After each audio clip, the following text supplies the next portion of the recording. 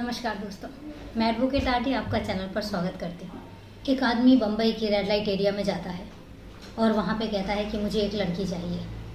उस कोठी की जो मालकिन थी वो लड़कियों की लाइन लगा देती है। लगभग 20 लड़कियाँ जो हैं वो सामने खड़ी कर दी जाती हैं और उसके बाद उन 20 लड़कियों में वो हर किसी को रिजेक्ट करता चला जाता है। कहता मुझे ये भी नहीं चाहिए, मुझे ये भी नहीं चाहिए, और 20 की 20 लड़कियाँ रिजेक्ट कर दी जाती हैं। अब जो कोठी की मालकिन थी वो कहती है कि अगर एक भी पसंद नहीं आई तो अपनी ही एक लड़की से कहती है कि जाओ वो जो नई लड़की आई है उसको लेकर आओ। अब वो लड़की जाती है, अंदर से नई लड़की को लेकर आती है। जब वो नई लड़की सामने आती है तो वो उसको देखता रह जाता है, क्योंकि उसने उस लड़की को पहले उस लिबास में कभी नहीं देखा था। वो देखता रह जाता है। वहीं उस लड़की की जब नज़र उस लड़के पर पड़ती है तो उसकी आंखें भर आती हैं। दोस्तों, जो सामने खड़ी थी लड़की वो कोई और नहीं, उस लड़के की खुद की पत्नी थी। क्या है पूरी वारदात, कैसे उसकी पत्नी उस कोठे तक पहुंची, किसने पहुंचाया उसको उस कोठे तक, इन सब चीज़ों के बारे में जानते हैं आज की वारदात में। तो दोस्तों, वारदात शुरू करूं उससे पहले यही कहना चाहूँगी कि अगर आप चैनल पर नए हैं तो चैनल को सब्सक्राइब करें, साथ ही बेल आइकन ज़रूर प्रेस करें, क्योंकि परिवार को बड़ा करना है और परिवार को बड़ा करने में मेरा ज़्यादा से ज़्यादा सहयोग दें। इसके अलावा वारदात के बारे में अगर कोई भी राय है आपकी तो वो कमेंट बॉक्स में जाके कमेंट करके मुझे ज़रूर बता सकते हैं। अगर कोई सजेशन देना चाहते हैं तो आपका सजेशन भी अप्लाई होगा, ज़रूर बताएं। तो चलिए आज की वारदात पर चलते हैं। बात है 2011 की, 2011 में, और बात है कर्नाटक की राजधानी बेंगलुरु की। बेंगलुरु में एक परिवार रहता है, साहिल का परिवार। साहिल की नई नई शादी हुई थी तान्या के साथ। दोनों हस्बैंड वाइफ बड़े अच्छे खुश थे। साहिल की जो है एक मल्टीनेशनल कंपनी में एक अच्छी पोस्ट पर था। 2011 में ही जैसे उसकी शादी होती है तो कुछ दिनों के बाद साहिल का प्रमोशन हो जाता है। प्रमोशन को सुन के सारे बहुत खुश होते हैं, लेकिन एक चीज़ और भी थी जो उनको थोड़ी सी तकलीफ दे रही थी। साहिल का प्रमोशन हो जाता है मुंबई के लिए। मुंबई के लिए प्रमोशन होता है, साहिल प्रमोशन के लिए मना कर देता है और वो कहता है कि मैं अपने परिवार और अपनी बीवी को छोड़ के नहीं जाऊँगा। इस पर उसकी बीवी कहती है कि नहीं, तुम्हें जाना चाहिए, एक मौका मिला है, एक सुनहरा मौका मिला है और इस मौके को नहीं गंवाते। तरक्की के रास्ते ऐसे ही खुलते हैं। और साहिल हाँ कह देता है और उसके बाद वो मुंबई चला जाता है। मुंबई जाने के बाद हफ्ते 2 हफ्ते वो काम में व्यस्त रहता है। इधर 3-4 बार दिन में उसकी अपनी बीवी से बात होती है। बीवी उससे हालचाल पूछती है, नाश्ता कर लिया, लंच कर लिया, डिनर कर लिया, उनकी बातें होती हैं। लाइफ जो है तनहा तो थी लेकिन फिर भी एक दूसरे का साथ था, दूर दूर रह के ही सही। और जब 1-2 हफ्ते गुजर जाते हैं तो साहिल फिर अपनी बीवी से पूछता है कि तुम मुंबई देखना चाहोगी? तो तान्या कहती है ये तो मेरा बचपन का सपना था। मैंने हमेशा एक्टर एक्ट्रेसेस को पर्दे पर काम करते हुए देखा है, पर मैंने कभी सामने से नहीं देखा। मेरी दिली इच्छा है कि मैं उनको सामने से देखूं। जब ये बात सुनता है तो वो कहता है चलो मैं तुम्हारा टिकट करवाता हूँ और तुम मेरे पास आ जाओ, फिर हम यहीं रहेंगे। ये बात तान्या अपने सास ससुर को बताती है और उसके बाद साहिल अपने पेरेंट्स से बात करता है। पेरेंट्स को यही चिंता थी कि वो अकेले कभी भी कहीं नहीं गई थी, तो वो अकेले इतने दूर 1000 किलोमीटर दूर कैसे जाएगी। इस पर साहिल कहता है कि कोई चिंता की बात नहीं है, वहाँ से आप बिठा दीजिएगा और यहाँ से मैं पिक करने पहुँच जाऊँगा। उसने ट्रेन पर ही बैठना है, कहीं उतरना नहीं है, कहीं चढ़ना नहीं है। जब ये बात सुनते हैं तो उसके पेरेंट्स भी एग्री कर जाते हैं। और अब आती है वो डेट जब तान्या बेंगलुरु से मुंबई के लिए रवाना होती है, और वो डेट थी 7/10/2011, 7 अक्टूबर 2011। 7 अक्टूबर 2011 को निर्धारित समय पर तान्या रेलवे स्टेशन पहुंचती है और अपने ही कोच में, अपनी ही बर्थ में जाके बैठ जाती है और उसके बाद ट्रेन चल पड़ती है। अब वो फ़ोन करके बताती है सबसे पहले तो अपने इन-लॉज़ को, सास ससुर को, कि मैं ट्रेन में अच्छे से बैठ गई हूँ और वहाँ पहुँच के फिर मैं आपको फ़ोन कर दूँगी। इसके बाद वो साहिल को फ़ोन करती है और बताती है कि मैं ट्रेन में बैठ चुकी हूँ। साहिल हिदायत देता है कि आराम से आना, संभल कर आना, किसी से ज़्यादा बातचीत मत करना, कोई कुछ दे तो कुछ खाना मत, और ना ही अपनी कोई चीज़ शेयर करना किसी के साथ में, और ज़्यादा घुलने मिलने की ज़रूरत नहीं, आराम से आओ क्योंकि तुम अकेली आ रही हो। और उसको चिंता भी इसलिए हो रही थी क्योंकि तान्या पहली बार ट्रेन में अकेले सफ़र कर रही थी। अब इसके बाद सफ़र शुरू होता है। बीच बीच में वो साहिल को फ़ोन कर लेती है, बीच बीच में साहिल उसको फ़ोन कर लेता है। तान्या के सामने वाली बर्थ में 2 लोग बैठे थे, दोनों एक दूसरे के लिए अजनबी थे। धीरे धीरे जैसे ही सफ़र शुरू होता है, दोनों जो आदमी थे उनकी आपस में बातचीत शुरू हो जाती है और दोनों धीरे धीरे आपस में घुल मिल जाते हैं। उसके बाद दोनों तान्या से पूछते हैं कि बहन जी, मुझे लगता है आप पहली बार मुंबई जा रही हैं, क्या पहली बार ट्रेन पर जा रही हैं? तो वो कहती नहीं, ट्रेन पर तो मैंने बहुत बार सफ़र किया है, लेकिन हाँ पहली बार मैं मुंबई अकेले जा रही हूँ। तो कहते हैं, फिर पूछते हैं कि क्यों जा रही हो? तो वो बताती है कि मेरे हस्बैंड का ट्रांसफ़र हो गया है और मैं अपने हस्बैंड के पास जा रही हूँ। इस तरीके से जान पहचान होती जाती है, क्योंकि 17 घंटे का सफ़र था, और 17 घंटे का सफ़र जब उस दौरान कोई भी मिलता है तो ऑब्वियसली है कि आपकी मतलब हलो हाय बातचीत कुछ तो होगी, और उनके साथ भी यही हुआ, उनकी बातचीत होने लग गई। इसके बाद वो कुछ खाने के लिए लेते हैं और ऑफ़र करते हैं तान्या को। तान्या मना कर देती है कि नहीं, मुझे नहीं चाहिए। अब इसके बाद जब उन्होंने ऑफ़र किया तो फिर जब तान्या की बारी आई, वो कुछ खा रही थी, तो उसने देखा कि वो दोनों जो मेल हैं, वो दोनों जो आदमी हैं, वो तान्या के खाने को देख रहे हैं। तो उसको बड़ा ऑकवर्ड लगा। उसने पूछा कि भैया आप लोगे? तो उन्होंने जो है वो एक्सेप्शन में अपना सर हिलाया और थोड़ा थोड़ा सा जो पीस है मतलब शेयर किया। मेन वही बात आती है कि खाना शेयर किया। इसके बाद ट्रेन फिर अपनी उस पर चल पड़ती है। तान्या के बीच बीच में साहिल से बात होती है। अब पूरा सफ़र तय हो गया, 150 किलोमीटर का सफ़र रह गया। जब 150 किलोमीटर का सफ़र रह गया तो तान्या साहिल को फ़ोन करती है और बताती है कि अब 150 किलोमीटर रह गया, 150 किलोमीटर के बाद मैं आपके पास आऊँगी। साहिल पूछता है कि सफ़र अच्छे से कट गया? तो कहते हैं हाँ सफ़र अच्छे से कट गया। और वो कहता है चलो आराम से आ जाओ, मैं तुम्हें रेलवे स्टेशन पर ही मिलूँगा और तुमसे पहले मैं पहुँच जाऊँगा। उनकी इस तरीके से प्यार भरी बात होती है और वो लास्ट बात होती है। इसके बाद वो जो 2 व्यक्ति आगे बैठे हुए थे सामने वाली बर्थ में, वो एक चाय वाले को बुलाते हैं और तान्या से पूछते हैं कि क्या तुम चाय पियोगी? तो वो मना कर देती है कि नहीं मैं चाय नहीं पीऊँगी। लेकिन उसके बाद वो दोनों व्यक्ति ज़बरदस्ती उस चाय वाले से एक और चाय ले लेते हैं, 3 चाय ले लेते हैं और वो तान्या को फोर्स करते हैं कि सफ़र इतना लंबा है, अभी भी 150 किलोमीटर है, तो आप एक काम करो चाय पी लो, थोड़ा सा फ्रेश हो जाएगी। तान्या मना नहीं कर पाती और वो चाय पी लेती है। जैसे ही वो चाय पीती है थोड़ी देर के बाद उसके जो दिमाग में जो है वो हल्का सा नशा सा छाने लग जाता है और उसको ऐसा लगता है कि शायद वो बेहोश होकर गिर जाएगी। जब उसको ये लगता है तो उसके बाद वो बेहोश होने लग जाती है और उसके बाद उसको होश नहीं होता। जब उसको हल्का हल्का सा होश आता है तो उसको ये लगता है कि वो किसी गाड़ी में है, ट्रेन में नहीं है। वो किसी गाड़ी में है और गाड़ी तेज़ रफ्तार से चली जा रही है। इन बिटवीन वो पूछती है कि आप लोग कौन हैं, क्योंकि जो व्यक्ति गाड़ी चला रहा था वो कोई नया ही बंदा होता है और वो 2 लोग भी बैठे हुए थे। जब वो पूछती है आप लोग कौन हैं और मुझे कहाँ लेकर जा रहे हैं, तो उनमें से एक व्यक्ति उसको थप्पड़ मारता है और कहता है कि अगर जान प्यारी है तो चुपचाप लेटी रहो। और उसके बाद वो इतने होश में नहीं थी कि वो चीखती या चिल्ला पाती, वो फिर से बेहोश हो जाती है। और उसके बाद उसको इतना समझ में आता है कि बहुत देर के बाद गाड़ी एक जगह रुकती है और उसको उसी बेहोशी हालत में चलाते हुए तो क्या मतलब इस तरीके से कि 2 लोग सपोर्ट करके उसको अंदर की तरफ लेकर जाते हैं। और वहाँ पर भी जब लेकर जाते हैं तब भी वो हल्का सा उसको जो बेहोशी है हल्का हल्का सा होश था और उतना उसको समझ में आता है कि वो जो 2 लोग हैं वो उस जगह की मालकिन के साथ उनका सौदा कर रहे हैं और तान्या का सौदा महज 45,000 में कर दिया जाता है। एक्चुअल में वो एक रेड लाइट एरिया में पहुंच चुकी होती है। जब तक उसको होश आता है तो उसको समझ में आता है कि वो किसी गलत जगह पर आ गई है। वो रोती है, गिड़गिड़ाती है, कहती है मैं तुम्हारे पैर पड़ती हूँ, मुझे जाने दो, लेकिन वो लेडी नहीं मानती।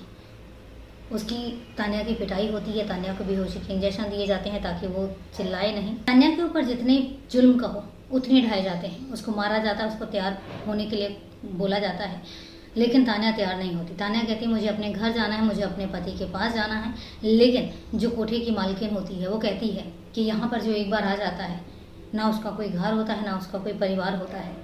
तो इसलिए बेटर है कि तुम भूल जाओ कि तुम कहाँ से हो, तुम भूल जाओ कि तुम्हारा घर परिवार कौन सा है। अब इसी को अपना घर मानो, इसी को अपना परिवार मानो। लेकिन तान्या थी जो एक्सेप्ट ही नहीं कर पा रही थी। उसको अभी भी उम्मीद थी कि वो अपने घर जा पाएगी। और इस तरीके से मार खाते खाते, बेहोशी के इंजेक्शन लेते लेते 15 दिन गुजर जाते हैं। इधर दूसरी तरफ उसका पति फिक्स टाइम पे रेलवे स्टेशन पहुंचता है। जब रेलवे स्टेशन पहुंचता है, ट्रेन अपने टाइम पर रुकती है और रुकने के बाद वो उस कोच में जाता है, उस बर्थ में जाता है, लेकिन उसको तान्या कहीं नहीं मिलती। वो ढूंढता है, प्लेटफॉर्म पे ढूंढता है। उसके बाद जो रेलवे पुलिस है, रेलवे पुलिस के पास जाता है, उनसे सीसीटीवी कैमरास निकलवाता है। सीसीटीवी वीडियोस में कुछ भी नहीं निकलता। इसके बाद वो बेंगलुरु जाता है। बेंगलुरु के रेलवे स्टेशन में जाके रेलवे पुलिस की हेल्प से फिर वहाँ का सीसीटीवी निकलवाता। सीसीटीवी में तान्या जो है वो अपनी ट्रेन में अंदर बैठते हुए दिखाई देती है, लेकिन मुंबई में वो उतरते हुए दिखाई नहीं देती। उसको समझ आ जाता है कि मेरी बीवी जो है उसके साथ कुछ ना कुछ हुआ है। अब वो मुंबई वापस आता है और मुंबई आने के बाद वो वहाँ पे पुलिस कंप्लेन करता है। पुलिस भी अपने अकॉर्डिंग वो जितनी क्या बोलते हैं कार्यवाही कर सकती थी वो कार्यवाही करती है, लेकिन कहीं कुछ पता नहीं चल पाता। 15 दिन गुजर जाते हैं। यहाँ तान्या का 15 दिन के बाद वो जो कोठे की मालकिन होती है सुनीता पुजारा फिर तान्या के पास आती है और कहती है कि अब भी संभल जाओ, वरना तुम्हारी ज़िंदगी जो है ना बद से बदतर हो जाएगी और तुम जान से मर जाओगी, लेकिन यहाँ से निकल नहीं पाओगी। तो तान्या के पास कोई ऑप्शन नहीं होता और जो साथ में लड़की है पुजारा उसको बोलती है कि इसको समझाओ कि जो मैं कह रही हूँ वो मान ले, वरना इसका अंजाम अच्छा नहीं होगा। वो लड़की तान्या को बताती है कि तुम उसकी बात मान लो, अदरवाइज तुम्हारी मौत के अलावा और कोई सोल्यूशन नहीं होगा। थक हार के तान्या मान लेती है और 16वें दिन तान्या जो कपड़े बाकी सब लड़कियों ने पहने होते हैं उसी तरीके से वो कपड़े पहनती है और उस लाइन में आके खड़ी हो जाती है जिस लाइन में बाकी सारी 20 लड़कियां खड़ी होती हैं। अब एक ग्राहक आता है। जब ग्राहक आता है तो वो आने के बाद सीधा तान्या को सिलेक्ट करता है। तान्या को सिलेक्ट करने के बाद वो कमरे में लेकर जाता है। जैसे ही वो कमरे में जाता है, तान्या जो है वो उसके पैरों पर गिर जाती है और कहती भैया मुझे बचा लो। तान्या रोने लग जाती है और रोने की भी आवाज़ वो इतनी रखती है ताकि बाहर तक आवाज़ ना जाए। तो वो कहता है कि क्या हुआ, मुझे समझ नहीं आ रहा कि तुम रो क्यों रही हो। तब वो बताती है कि भैया मैं यहाँ अपनी मर्जी से नहीं आई हूँ, मैं अभी नई मुझे किसी ने बेच दिया है, मैं अपने पति के पास आई थी मुंबई, प्लीज़ मुझे बचा लो, मुझे यहाँ से बाहर भेज दो। जब ये बात बोलती है तो वो आदमी पिघल जाता है। नॉर्मली हर इंसान के अंदर जो रेड लाइट एरिया में जाते हैं इतना मोम भरा दिल नहीं होता, लेकिन उस इंसान ने अपनी इंसानियत दिखाई। उस इंसान ने तान्या के साथ ज़बरदस्ती ना करके, उस इंसान ने तान्या के साथ बेरहमी ना करके उसके साथ इंसानियत दिखाई। उसके पास फ़ोन था, तान्या को अपने हस्बैंड का नंबर याद था। इधर हस्बैंड बेचारा परेशान, हर जगह ढूंढ ढूंढ के उसको समझ नहीं आ रहा था कि वो अपनी बीवी को कैसे ढूंढे और वो बिल्कुल उम्मीद जो है खो चुका था। 16वें दिन का 9 नंबर से फ़ोन आता है और वो फ़ोन उठाता है तो दूसरी तरफ से एक रोती हुई आवाज़ कहती है कि साहिल मैं तान्या बोल रही हूँ। और जब वो आवाज़ पहचानता तो कहता तुम कहाँ पर हो। तो वो बताती है कि मैं ऐसी ऐसी जगह ऐसे ऐसे फंस गई हूँ, कुछ लोग मुझे यहाँ ले आए हैं और ज़्यादा मैं नहीं बता पाऊँगी, लेकिन मुझे आके प्लीज़ बचा लो। जब वो इतनी बात सुनता है तो फिर उस आदमी से बात करता है। आदमी कहता है कि मैं यहाँ से निकल रहा हूँ, थोड़ी देर में बाहर आके तुमसे मिलता हूँ। और उसके बाद वो आदमी तान्या को उसी कंडीशन में छोड़ के और बाहर चला जाता है। बाहर वो साहिल से मिलता है, साहिल को वो पूरी बात बताता है। अब साहिल ने अपना दिमाग यूज़ किया। साहिल को पता था कि अगर वो ऐसे पुलिस को लेकर जाएगा तो हो सकता है तान्या को गायब कर दिया जाए या हो सकता है तान्या को कोई नुकसान पहुंचा दिया जाए। तो अब वो अपने तरीके से पहले तान्या को ढूंढने का डिसाइड करता है और वो उसी कोठे में, जिस कोठे में उस आदमी ने बताया था, उसी कोठे में पहुंच जाता है। जब उस कोठे में पहुंचता है तो जो पुजारा थी उसकी मालकिन वो वहाँ पे उन लड़कियों को बुलाती है। जब लड़कियाँ आती हैं तो साहिल एक एक करके सारी लड़कियों को रिजेक्ट करता चला जाता है कि मुझे ये भी नहीं चाहिए, मुझे ये भी नहीं चाहिए, और 20 लड़कियां रिजेक्ट हो जाती हैं। उसके बाद पुजारा कहती तुम्हें कोई पसंद नहीं आई? तो वो कहता नहीं, मुझे कोई भी पसंद नहीं आई। तो फिर पुजारा कहती है अब एक लड़की से कि जाके उसको बुला के लेके आओ, जो अभी नई लड़की आई है। अब इसके बाद वो लड़की अंदर जाती है और तान्या को लेकर आती है। जब तान्या सामने आती है तो साहिल उसको देखता रह जाता है। उसने पहले इस लिबास में अपनी पत्नी को कभी नहीं देखा था, वो देखता रह जाता है। वहीं पर जब तान्या की नज़र साहिल से मिलती है तो उसकी आंखों में आंसू आ जाते हैं। वो दोनों रोने वाले होते हैं लेकिन अपने आंसुओं पर कंट्रोल करते हैं। और साहिल फिर तान्या को सिलेक्ट कर लेता है और सिलेक्ट करने के बाद दोनों कमरे में चले जाते हैं। जब कमरे में जाते हैं तो फिर साहिल तान्या के साथ बात करता है और उसके बाद उससे पूरी कहानी पूछता है। तान्या पूरी अपनी कहानी बताती है और कहती है मुझसे गलती हो गई। साहिल कहता कोई बात नहीं। और साहिल का भी दिल देखिए कि उसको पता है कि कोठी पे उसकी बीवी है, उसके बावजूद भी कहता कोई बात नहीं, गलतियां इंसानों से होती हैं। और उसके बाद वो उसको माफ़ करता है। माफ़ करने के बाद फिर वो ये सोचते हैं कि अब निकला कैसे जाए। इसके बाद साहिल पुलिस स्टेशन फ़ोन करता है और पुलिस स्टेशन फ़ोन करके बताता है कि ऐसे ऐसे करके हम इस कोठे पर हैं और मेरी बीवी को बचाना है, जिसकी मैंने कंप्लेन आपसे की थी। हम लोग यहाँ पर हैं, आप प्लीज़ फ़ौरन आ जाइए। पुलिस भी इमीडिएट एक्शन लेती है। वो एक बड़ी टुकड़ी पुलिस की और उस स्पेसिफिक कोठे पर जाती है और कोठे को चारों तरफ से घेर लेती है। और जब अंदर जाती है और अंदर जब तलाशी ली जाती है तो वहाँ पे साहिल और तान्या भी मिल जाते हैं। एक कमरे में सहमे से बैठे हुए थे क्योंकि उनको नहीं पता था कि अब आगे क्या होगा। तो साहिल और तान्या मिल जाते हैं और साहिल और तान्या की मदद से उस कोठे पर और भी कुछ ऐसी लड़कियां रेस्क्यू की जाती हैं जिनको इसी तरीके से उस कोठे पर लाया जाता है। वो लड़कियां बताती हैं कि हमें भी इसी तरीके से दलालों ने फंसा के और यहाँ पर ला के बेच दिया। तो इस तरीके से रेस्क्यू किया जाता है और इसके बाद तान्या और साहिल दोनों एक दूसरे के साथ आराम से रहने लग जाते हैं। जो कोठे की मालकिन हैं सुनीता पुजारा और रमिता शेख, दोनों को पुलिस गिरफ्तार कर ले जाती है और उनके खिलाफ एक्शन लिया जाता है। और जो ऐसी लड़कियां थी जो ज़बरदस्ती उस कोठे पर रखी हुई थी उनको रेस्क्यू किया जाता है और उनको सेफर साइड अपने अपने एक सेफ प्लेस पर भेज दिया जाता है। तो ये थी दोस्तों पूरी वारदात। सलाम है उस हस्बैंड को जिस हस्बैंड ने अपनी वाइफ को उस कोठे पर देखने के बाद भी उसको माफ़ किया और ना ही सिर्फ माफ़ किया, उसको एक्सेप्ट भी किया। एक्सेप्ट करने के बाद दोनों फिर उतनी ही प्यार से अपनी ज़िंदगी को कंटिन्यू करते हैं। सलाम है उस इंसान को, जो इंसान कोठे पर गया, जिसने तान्या की तकलीफ़ सुनी और उसने उसको बचाने के लिए डिसाइड किया। हर कोई ऐसा नहीं करता। सलाम है उस इंसान को, उसकी इंसानियत को। सलाम है उन पुलिस वालों को जिन्होंने सुनने के बाद इमीडिएट एक्शन लिया और उन लड़कियों को रेस्क्यू किया जो ज़बरदस्ती उस कोठे में बेची जाती हैं। तो इसमें 3 लोग ऐसे हैं, 3 कैटेगरीज ऐसी जिनको सल्यूट करने का दिल करता है। काश हमारे अंदर अगर इतनी इंसानियत और हर किसी के अंदर अगर इतनी इंसानियत पैदा हो जाए तो शायद हम क्राइम को बहुत हद तक बचा सकते हैं। मेरा बताने का मतलब सिर्फ इतना है क्योंकि मेरा मकसद जो है वो बताना ही नहीं, बचाना भी है। और हकीकत वही है कि मेरे, आपके और क्राइम के बीच में उतना ही फासला है कि हम सतर्क कितने हैं, हम सावधान कितने हैं। तो सतर्क रहिए, सावधान रहिए और देखते रहिए क्राइम चैनल को। ये थी पूरी वारदात। अब वारदात ख़त्म करूं उससे पहले सवाल जवाब का सिलसिला। कल मैंने आपसे एक सवाल पूछा था कि ऐसा कौन सा पक्षी है जो कभी भी अपना पैर ज़मीन पर नहीं रखता। तो जवाब है हरियल पक्षी। हरियल पक्षी एक ऐसा पक्षी है जो कभी भी अपना जो पैर है वो ज़मीन पर नहीं रखता। कल के सवाल का जो जवाब दिया था राकेश जी ने दिया था। तो thank you very much Rakesh ji, regular मुझे मोटिवेट करने के लिए भी और कॉन्टीन्यूअसली। कोई भी ऐसा वीडियो नहीं होता, कोई भी ऐसा एपिसोड नहीं होता है जिसमें आप मुझे कमेंट ना करते हो, जिसमें आप क्वेश्चन का आंसर ना देते हो।